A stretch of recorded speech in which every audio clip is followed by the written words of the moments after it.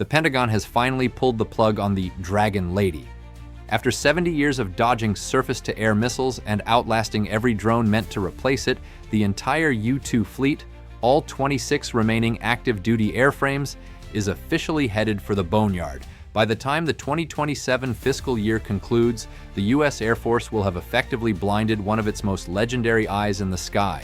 To understand the scale of this decision, you have to realize that the U-2 is a technological fossil that somehow still works. When it first took flight in 1955, the microchip hadn't been invented, and the color TV was a luxury. Yet even in the 2020s, it remains the only platform capable of hauling 5,000 pounds of high-altitude sensors with the flexibility of a human pilot. Its final act of viral fame came in February 2023, when a U-2 pilot drifted above a surveillance balloon at 7,000 feet to snap a high-resolution cockpit selfie. It was a flex that proved the Dragon Lady still had the best seat in the house. But being a legend isn't enough to survive modern budgets. Air Force Chief of Staff General David Allvin recently told Congress that the future of intelligence is no longer about the platform, but the connectivity. In an era of hypersonic threats and quantum radar, a non-stealthy single-pilot aircraft is a single point of failure the Pentagon is no longer willing to bank on. The Air Force isn't just retiring a plane, they are abandoning a philosophy. We are witnessing the end of the centralized hero era. The eyes of the Dragon Lady are being plucked out and scattered across a new, invisible web of low-orbit satellites and stealthy drones. However, before we bury this Cold War relic, we have to look at the sheer mechanical insanity of the machine itself. The U-2 isn't just an airplane, it's a jet-powered glider that requires a 140-mile police chase just to land, all while the pilot balances on a razor-thin aerodynamic tightrope known as the Coffin Corner. To understand why the U-2 is a pilot's nightmare, look at its wings. This isn't a traditional jet, it's a 103-foot span glider with a jet engine shoved into its spine. Kelly Johnson's Skunk Works team had one obsession: weight. To reach 7,000 feet, where the air is too thin to support traditional flight, the U-2 was stripped to its mechanical bones. The airframe is so fragile that a sharp turn at high speeds would snap the wings off. There is no power steering and no redundant hydraulics. To save weight, Johnson ditched the traditional tricycle landing gear for a bicycle configuration. 2 wheels under the fuselage and 2 pogo sticks under the wings that drop away during takeoff. This extreme design makes landing a circus act. Because the wings are so efficient at generating lift, the plane refuses to stop flying, often floating over the runway for thousands of feet. To land, the pilot must intentionally stall the aircraft just 2 feet above the ground. But the pilot is effectively blind, encased in a bulky, pressurized Apollo-style spacesuit. This necessitates the famous chase cars. Every landing involves a high-performance muscle car, a Camaro or Mustang, barreling down the runway at 140 mph behind the aircraft. Inside is another U-2 pilot radioing altitude corrections. 2 feet, 1 foot, touchdown. It's a high-speed game of Simon Says, where one mistake leads to a catastrophic wing strike. However, the true terror begins 13 miles up, in the Coffin Corner. Physics is a cruel mistress at 7,000 feet. The air is so thin that the margin between flying and falling is measured in just a few knots. As altitude increases, your stall speed rises, while your critical Mach number drops. At cruising altitude, these 2 speeds converge into a razor-thin window. On a bad day, this margin is less than 5 knots. Fly 2.5 knots too slow and you stall, 2.5 knots too fast, and the airframe vibrates into pieces. For 10 hours straight, pilots must hold the needle dead center in that gap while breathing 100% oxygen and eating toothpaste food through a tube. The logistical toll is equally punishing. The U-2 requires a specialized low-volatility fuel called JPTS. It's expensive, rare, and designed specifically not to evaporate or freeze in the extreme high-altitude environment. Every flight hour requires over 40 hours of maintenance, a ratio that makes the U-2 one of the most expensive gliders in history. Beyond the hardware, the pilots' bodies pay the ultimate price. The physiological stress of repeated high-altitude decompressions can lead to permanent white matter brain lesions. By 2026, the Air Force is no longer willing to ask its airmen to endure these risks when silicon and satellites can now do the job. For years, the Pentagon operated under the comfortable delusion that altitude was an absolute shield. In the late 1950s, the U-2 was essentially a ghost. Soviet interceptor pilots would scramble their MiGs, only to watch their engines flame out in the thin air thousands of feet below the Dragon Lady. It was the ultimate catch me if you can of the Cold War. But that illusion of invincibility shattered on May 1, 1960, when an SA-2 guideline missile struck Gary Power's aircraft over Sverdlovsk. The Soviet shootdown was a geopolitical earthquake, but the most sustained and technical attrition of the U-2 fleet didn't happen over Russia. It happened over China. Between 1962 and 1967, a unit known as the Black Cat Squadron flew hundreds of clandestine sorties over mainland China. Their mission was to monitor Beijing's rapid progress toward becoming a nuclear power. These pilots were flying the most advanced reconnaissance platform on the planet, yet the operational statistics were brutal. Of the 7 U-2s lost to enemy action during the entire Cold War, 5 were downed by the Chinese air defense network. The scoreboard was a staggering 5-2 in favor of the surface-to-air batteries. This wasn't a matter of luck, it was a high-stakes electronic game of cat and mouse where the mouse was trapped in a 103-foot glider. When the first U-2 went down over Nanchang in 1962, the American intelligence community scrambled to respond.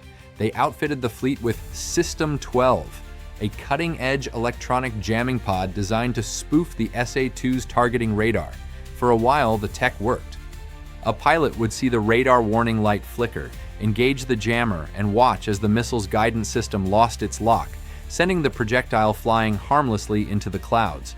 But air defense operators in China adapted with a tactic that bypassed the electronics entirely.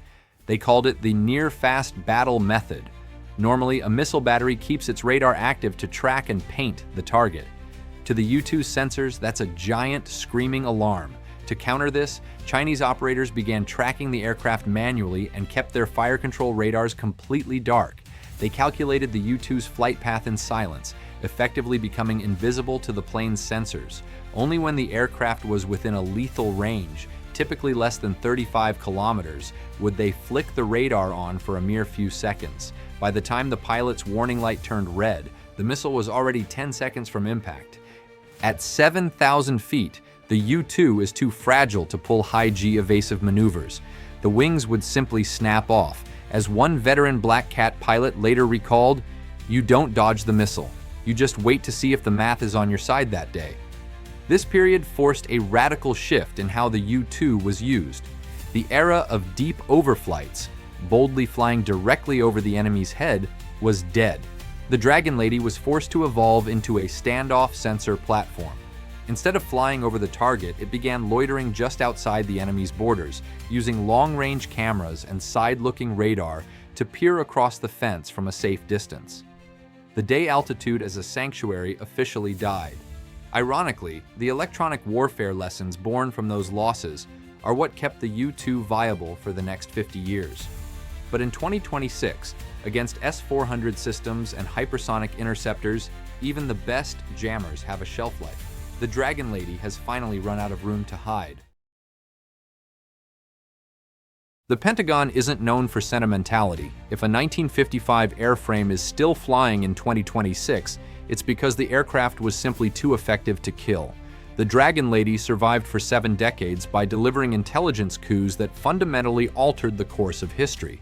Its first triumph came on July 4, 1956, when a lone U-2 flew over Moscow and Leningrad.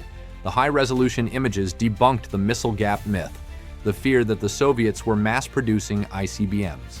By proving the Soviet program was actually struggling, the U-2 saved the US from a massive, unnecessary military buildup. 6 years later, it was a U-2 that captured the smoking gun of the Cuban Missile Crisis. Photographs of Soviet SS-4 missiles in San Cristobal provided the objective data needed to prevent a nuclear escalation. So, why didn't satellites or drones make it obsolete decades ago? The answer is predictability. Satellites follow fixed orbital paths. Adversaries know exactly when to hide their secrets. A U-2, however, can loiter for 12 hours, change course, and provide a persistent stare that no satellite can match. The drone saga is even more telling. In the late 1990s, the RQ-4 Global Hawk was designed to be the U-2's executioner, yet the U-2 outlived its replacement. The Air Force discovered that the Global Hawk's sensors were less sharp, and its reliability in poor weather was inferior. By 2024, the Pentagon began retiring the Global Hawk Block 30 fleet while keeping the U-2 active. It was the ultimate "I told you so" from the Skunk Works team. The 2026 fleet is also a ship of Theseus. While the silhouette is vintage, the internals are modern. In the 1980s, the airframes were rebuilt 40% larger and eventually outfitted with the F-118 engine, the same power plant used in the B-2 stealth bomber. It is effectively a 1950s design with 21st century lungs. The reason the Dragon Lady is finally stepping down now isn't because a better plane was built. It is because the very nature of reconnaissance has shifted. We are moving from a single heroic platform to a decentralized, invisible web. The evolutionary leap. The grounding of the U-2 fleet in 2027 isn't a funeral, it's a strategic whale fall. In nature, a sinking Titan sustains a vast, decentralized ecosystem for decades. By retiring the Dragon Lady, the Pentagon is diverting the billions once spent on 26 fragile airframes into an invisible intelligence web. The U-2 is dying so that the network can live. For 70 years, the U-2 was the single point of truth. If a president needed to see a missile silo, they sent a Dragon Lady. But in the 2020s, a non-stealthy platform is a liability. As General David Alvin noted, the future of high-end combat is about resilient connectivity. Consequently, the U-2's capabilities are being distributed across a three-tiered ecosystem. First is the celestial tier. Thousands of small, low-orbit satellites are forming a mesh network that provides a permanent, unblinking stare over the planet. Unlike old, predictable spy satellites, this architecture is resilient.